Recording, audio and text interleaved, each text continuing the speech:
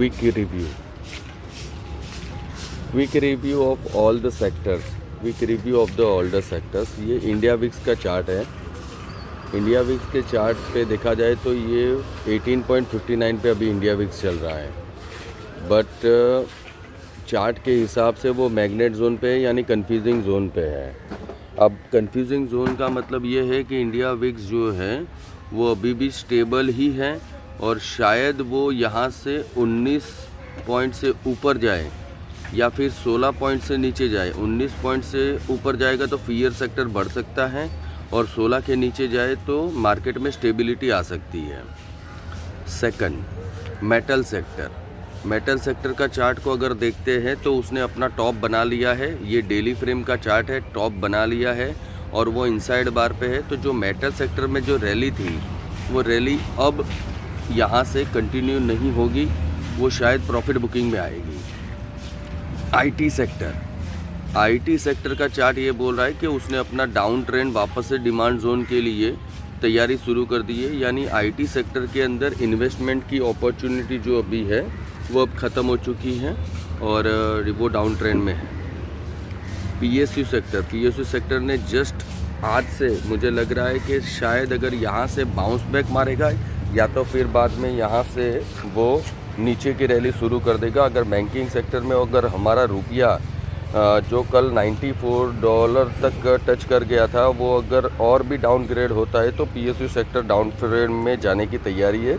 यानी PSU stocks जो है वो वापस से डाउन ट्रेंड में जा सकते हैं.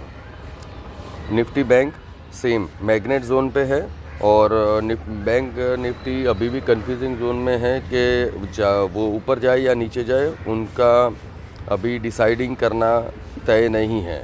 और मोस्ट प्रोबेबली ये लग रहा है एमएससीडी की वजह से कि थोड़े दिनों के अंदर अंदर बैंकिंग सेक्टर के अंदर गिरावट आ सकती है. Financial service sector same as per bank Nifty.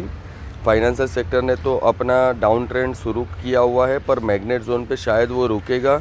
So financial sector जैसे श्रीराम फाइनेंस हो गया, उसके ऊपर नज़र बना के रखनी होगी और उसके ऊपर आपको या बजाज फाइनेंस, बजाज फिनसर्व जैसे जो स्टॉक्स है वो शायद डाउनग्रेड जाने की संभावना है.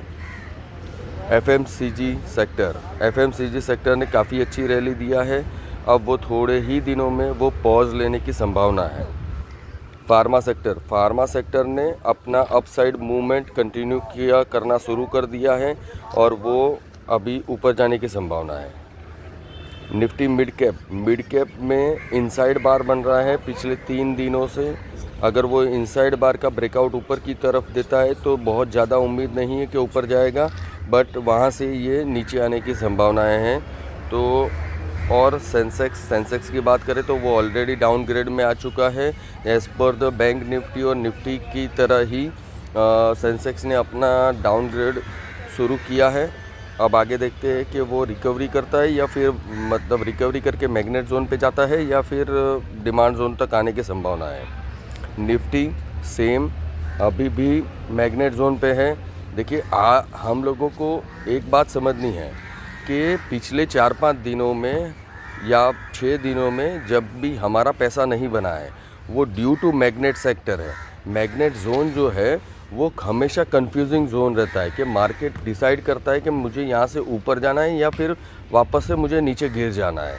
तो मैग्नेट जोन को हमेशा मार्क करके रखो. अगर मैग्नेट जोन है वहाँ पे अगर ट्रेड नहीं करते हो तो आपका मोस्ट प्रोबेबली चांसेस है कि आप अपने पैसे को बचा सकते हो.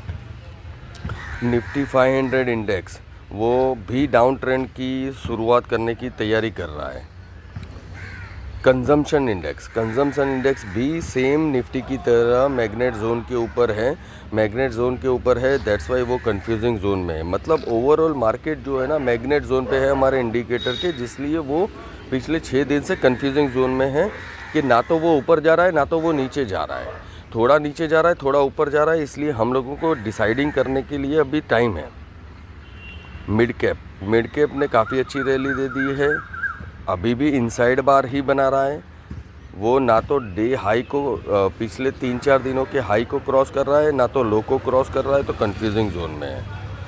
एनर्जी सेक्टर ने सुपर परफॉर्मेंस किया हुआ है। एनर्जी सेक्टर के बारे में मैं आपको बताना चाहूँगा। अगर आप देखते हो, अगर 3 मंथ का टाइम फ्रेम का चार्ट देखते हो तो एनर्जी सेक्टर पिछले 1 साल से साइडवेज जोन में था। जैसे रेड बार आप दिख रहे हो और लास्ट में एक ग्रीन बार देख रहे हो 3 मंथ के चार्ट पे, यानी एनर्जी सेक्टर ने ब्रेकआउट दिया है। एनर्जी सेक्टर का सबसे बेस्ट स्टॉक है Adani energy solution and second stock है JSW एनर्जी। उसके ऊपर नज़र रखिए, ये आने वाले 1 सालों में 2 गुना हो सकता है। ऑटो इंडेक्स ने ऑलरेडी डाउन ट्रेंड शुरू कर दिया हुआ है।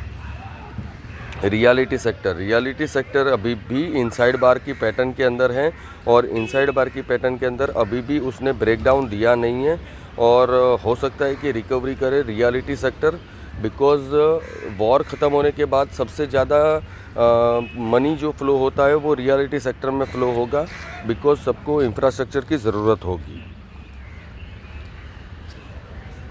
BTC US डॉलर की बात कर ले तो US डॉलर इंडेक्स जो है वो अपग्रेड में है और काफ़ी अच्छी तरह की रैली करने की संभावना है, जिस वजह से US डॉलर जो है वो ऊपर जाएगा तो इंडियन रुपीस जो है वो डाउन जाएगा।